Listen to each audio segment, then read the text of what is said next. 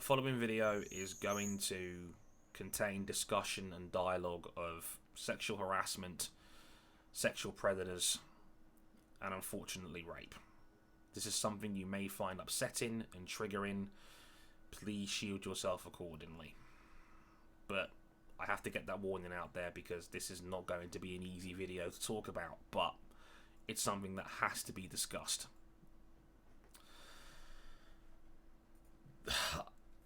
I felt like I had to make a video on this. I felt like I did a soundbite regarding this situation on Saturday night, pacing back and forth between my shop and I was at work, and I didn't feel like it was enough. And on top of that, the way this weekend's played out, and yet more inaction from Formula One and other sports, I felt like I had a lot more thoughts to say.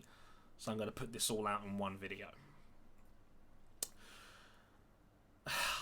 It all started on Saturday afternoon, where Soph, an incredibly brave woman who, compiled this thread, outed Aaron Gillard as a sexual predator. Now, Aaron is a guy that had multiple thousands of Twitter followers, was a journalist, had written for places like the Checkered Flag and other areas.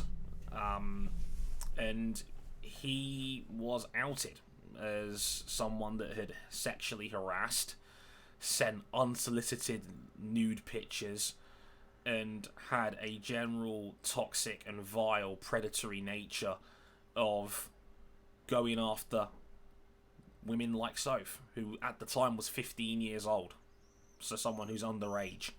And it wasn't just her. There's been multiple people that have since come out and said, yeah, this is what he did, and it's disgusting. It was disgusting behaviour on every single level. Predatory, harassment, unsolicited nudes, unsolicited dick pics, even videos of him allegedly masturbating and then sending it to girls without their consent. It's just utterly horrific.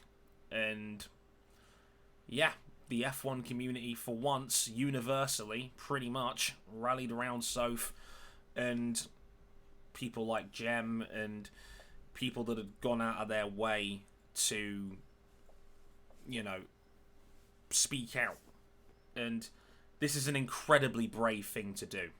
Let's not make this any sort of debate. This is an incredibly hard and incredibly difficult thing to talk about. I can't begin to imagine how upsetting and how disgusting being a victim of this sort of behaviour is. And to speak out against people who are popular, and against people that you know are going to have others defend them, to have people that have mutual friends that may look at them in a positive light. And to do this is an incredibly hard thing to do. And Gillard's not the only one. I've seen reports against Henry Kelsall. I've seen reports against Adam Dyer, who I think believes actually still works for Racing Point as of right now. And yeah, I'm not going to put any of the threads directly in this video because it's only going to add to potential content warnings already. But if you know where to look on Twitter, you won't have to dig very far. It was abhorrent to see and read, and I'm glad that it's led to other people speaking out and calling out a lot of men for their vile, predatory behaviour. And it's easy to pin this down as an F1 problem. It's not. It's a societal problem. Unfortunately, the reality of it is that a lot of women, in fact, I'd far as go as to say most women, have at least one story to tell about, whether it be from the microaggressive stuff like catcalling or being overly flirtatious to the real, most insidious or most awful sides of that ladder, where you get to elements like harassment and rape and God knows. It's awful. It's absolutely awful. And I made that soundbite that I put out that went semi-viral on Twitter a couple of days ago because It made me angry. It made me very angry. And I don't like being angry because, it ticks the box of black male stereotypes. But a month ago, we had the situation with Erica North, who happens to be a Formula One fan, but was also a model that had an OnlyFans account and, sold naked content on there. And of course, that gave a bunch of incels, in their eyes, the warrant and the right to enable, encourage, and then have people send her rape threats. And it drove her off the platform temporarily. And again, just absolutely abhorrent and disgusting behaviour.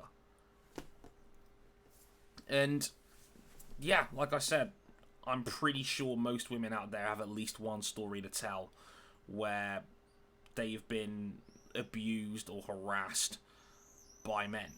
And this is one of the most male-dominated sports and environments that are out there on the internet. If you want to look at the numbers of this channel, 95% of my viewers are male. 95%. And I think that's across the board for a lot of Formula One and motorsport related channels. And I'm focusing more specifically on motorsport because that's the area and element that I work in. But of course it goes way, way beyond that. But I'm focusing on my specialised area. But the reality of this is, whether people want to admit it or not, the history of this sport and the history of motorsport has been revolving around treating women like second-class citizens. Since the invention of grid girls, since the whole idea of objectifying women to sell a product, the idea of, titillation, the idea of treating women like a prize to be won in this sport.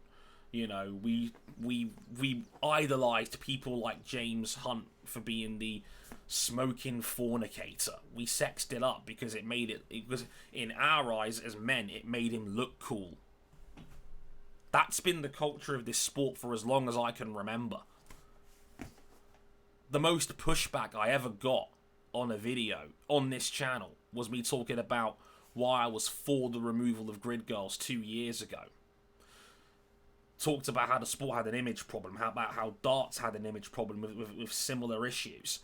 And a bunch of dickheads in the comments pretended they cared about women and their jobs and their employment purely because they didn't want to change the tradition of getting their titillation before a race started.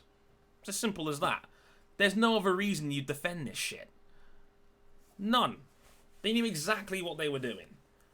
They were using women as a shield to defend their right to objectify them. I remember being sat here 3-4 years ago when Remy Connors led the charge to try and get Motorsport.com's photo archive of a lot of upskirt pictures and scantily clad women and quite pervertive grid girl pictures and female fans like at Monaco in bikinis and get it taken off the public domain. And it succeeded.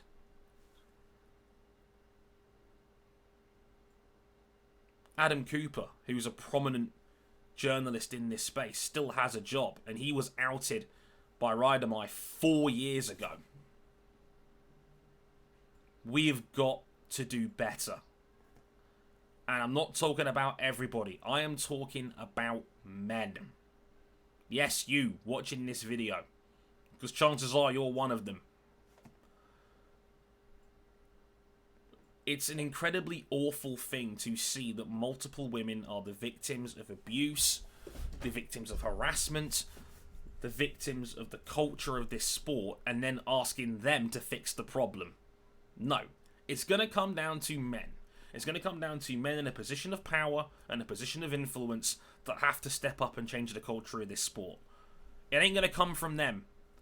They've seen it, they've lived it, they've breathed it, they've been through it. It is not fair to ask them to figure out how to solve this. It's up to us. Because it's disgusting. There is no reason, there is no reason why we can't check our own behaviour. Call our friends into account. Say, look, don't fucking do that, okay? There is no reason why we can't believe the stories of victims and supporting them through what must be an incredibly awful, upsetting, riddled with anxiety time. We are the ones that have to lead the charge on this. Because it's never going to change unless us men step up and hold other men to account for their behaviour. Because these stories are sick. They're disgusting. And it makes me ashamed that I'm a prominent male member of this community. And people like Aaron Gillard, who actually has harassed one of my very best friends in this space. I'm not going to name their names to name them specifically because I want to protect their identity. But it made me so angry when I found out about that. It's frustrating because I know there's nothing I could have really done. But to know that was going on and to feel like you could have done something about it is so upsetting. When I read the Aaron Gillard story, what made me even angrier than what he'd actually done was the fact that this had happened 5 years ago.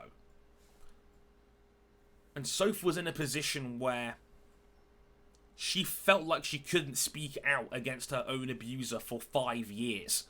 And what does that say about us as a community and as people when that environment exists where you can't speak out against an abuser, or where you feel like no one's going to believe you or take your story seriously? Because people like Aaron are dickheads. Outing them and normalising that process should be easy. It should be the easiest fucking thing in the world to go, that guy's a sexual predator, get him off this platform. That should be piss easy. And instead it's in reverse. That's the hardest part of the process. I'm so glad that Soph spoke out, because I'm glad it's encouraged other people to do the same. Because my God, we've got a lot of work to friggin' do. Like, I saw Adam Dyer's defense on his private account, and he was talking about using his... He was talking about the fact he has Asperger's as an excuse. Fuck you, okay? I have ASD. I have Asperger's syndrome. It doesn't give you a warrant. It doesn't give you a free pass to be a sexual predator. For fuck's sake. It's a spit in the face to people that have ASD that always by proxy have to defend their behaviour or question their behaviour constantly because they know socially they struggle. But it never gets over that line. And people like him want to use a autistic illness to defend their awful behaviour. It pisses me off so much. It really does. We have to cut this off at the pass because it could lead to more dangerous behaviour down the road. One of Aaron Gillard's victims was genuinely considering meeting up with one of my close friends in this community through texts. It fell through, but goodness only knows what could have potentially happened. That's a terrifying thought. It's got to stop. It has got to stop, and it has got to be up to us to stop that behaviour. And if this sounds similar to me talking about racial issues in this sport, then yeah, we're in the same boat. Motorsport this weekend did not carry itself off very well at all in this regard. Formula One had its third organised protest for ending racism, and it was a complete unmitigated disaster. Again, drivers were still standing. Not everybody was wearing t-shirts this time either. 4 drivers were late. They need for about 3 seconds and the national anthem started playing. It was a mess. It was a complete and total mess. I'm not even going to talk about who kneeled and who didn't, because certain guys are just not going to change their mind on this. That is a fight that they're never going to win. And I understand that. But if you can't even get a simple united protest right, how am I meant to believe you that you're going on a large scale to make a difference? Once again, Lewis Hamilton has had to be the one to speak out. Why can't it be anybody else? It seems Lewis Hamilton and Sebastian Vettel are on the same page and nobody else is. Lewis again saying that the sport needs to do more. Having a mandated friggin' end racism t-shirt that you've produced is not enough. Like, we're not even asking the drivers to donate time, money and resources to things that will actually make a massive difference in the long run. All we're asking them is to put on a unified front, and they can't even do that right. 3 times you've tried, and 3 times you've failed. And if anyone wants to sit here and say wearing a shirt is fine, or that's not enough, and he's got a right to stand, you're absolutely right. Of course they do. The right to protest absolutely works both ways. We saw people explore their right to protest the Confederate flag at Talladega when Bubba Wallace was in the middle of his racial alleged hate crime. But I have the right to ask questions. I have the right to be critical of why, of the action or the inaction of what they're doing. That's how freedom of speech works. There are consequences to your speech. People want to keep moving that goalpost. Freedom of speech means you're only going to get arrested for what... It means you can't get arrested for what you say.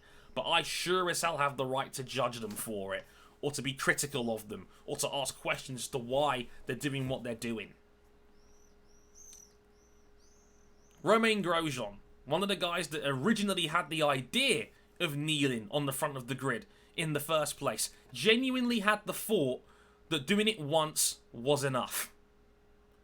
And that really pissed me off. Because, well done, Grosjean, you've completely missed the point. It's the David Guetta, we ended racism meme all over again. Racism didn't just go away because you took a knee, or most of you took a knee on an Austrian grid 2 weeks ago. It didn't just end overnight. We need constant, consistent pressure to make change. Simon Lazenby said this last week on the broadcast, that the message is being lost. People were saying, it dilutes the message to say who's kneeling and who isn't. No, what dilutes the message is that no one can get on the same goddamn page, and that Grosjean thinks that one kneel is enough. They've done their bit, and now they can move on and just go racing, because that's easier in people's minds. People don't want to hold their favourite drivers to account. People don't want to ask hard questions about the people they define as role models. But we're going to have to. There's no getting around this. It's as simple as that as far as I'm concerned. Grosjean completely tainted the entire point. And again, it was Lewis Hamilton that had to put that out there in public. Sebastian Vettel was the one that was texting Hamilton saying, we have to keep this up. We have to keep getting the message across. We have to keep doing this week after week. The sport is embarrassing itself with that look. A rushed sequence like seconds before a national anthem starts. It's a joke. On any level, it's a joke. Why should I believe your words when your actions are so inconsistent? It's as simple as that. And they're not the only sport. MotoGP came back this weekend with its true season opener at Jerez, and there was virtually nothing from the sport regarding, anti-racist protests. Very little. Francis Bradfield on Instagram said he was the one black man in the paddock, and according to him, he was the only one to take a knee. I sincerely hope that's not true. I sincerely hope that the broadcast might have missed something. I don't know. But if he had to come out and say that on his Instagram, something's not right. And that's the one bit that really got me. There's one black man in the paddock in one of the most popular motorsport series on the world. in the world today. I saw that on BT Sports coverage, Susie Perry and Neil Hodgson were wearing Black Lives Matter badges on the broadcast. BT Sport has been unified in that message. They put commercials on there with quotes and statements and messages tweeting their support for Black Lives Matter. And of course, a bunch of people on Twitter. All you got to do is search MotoGP and BLM on Twitter, and you can see dozens of fans criticising Hodgson and Perry for wearing these badges, or praising MotoGP for not saying anything on this. And this was the sport that had Black Lives Matter in its initial statement back in, I think it was, June?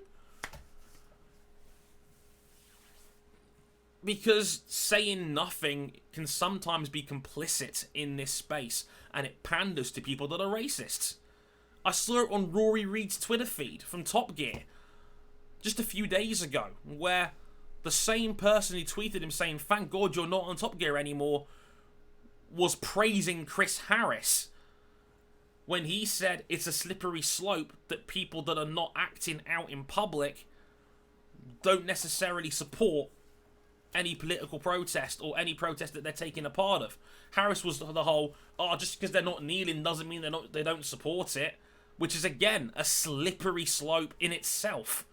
The same person that tweeted Reid, "Thank God you're not on Top Gear anymore," had the same tweet where he was agreeing with Chris Harris's bullshit take. A take that's deeply problematic. It's basically Harris's way of saying, "I don't respect my fellow black colleague," on one of the biggest TV programs in the world. Because some people genuinely believe that sports exists in this bubble outside of the rest of the world, outside of politics, and it doesn't. It just doesn't. You're kidding yourself. The only way to avoid political talk in sport is by taking a rocket ship to the moon or burying yourself in the ground. I look at NASCAR again. Like, NASCAR, again, genuinely has done a good job on a core level with some of its diversity programs and a lot of speaking out. I will stand to this day, they did the right thing with Bubba Wallace. They had a diversity program. They banned the Confederate flag. I mean, yeah, really friggin' late, but they did. Right? And they're trying to walk back a lot of their racist culture within its own sport. But then it also gives its money to Barstool Sports and Dave Portnoy. Sexual, misogynistic, targeting of women, targeting harassment, racist dickheads masquerading as journalists. That's who NASCAR are giving their money to. It's a spit in the face to Bubba Wallace, and it's a spit in the face to all of the work it's trying to do to get rid of the previous culture of its sport that was inherently racist. You cannot say, "I stand with Bubba," but then give your money to Dave Portnoy, the man who, when he was called out for saying the N-word in public a couple of years ago on video, and the video was refound and spread around again, his response was, "I'm uncancelable." He does not care. And unfortunately, in this climate, he might be right. Because when this was brought to NASCAR's attention, they said no comment. They don't care. And that's why Portnoy does not care. Because his bread's already buttered. An arrogant fucking racist that doesn't have to walk any of his criticism back because the sport he's in cahoots with is enabling his behaviour. That is what dilutes the discourse, far more than judging people who do or do not take a knee. Which is, again, the most basic of gestures in this climate and in this time. We're not sitting down and demanding Hamilton puts £1 million up, or Sebastian Vettel or Daniil Kvyat has to put up money or time or resources. This is the most basic of shit. And we still can't get there.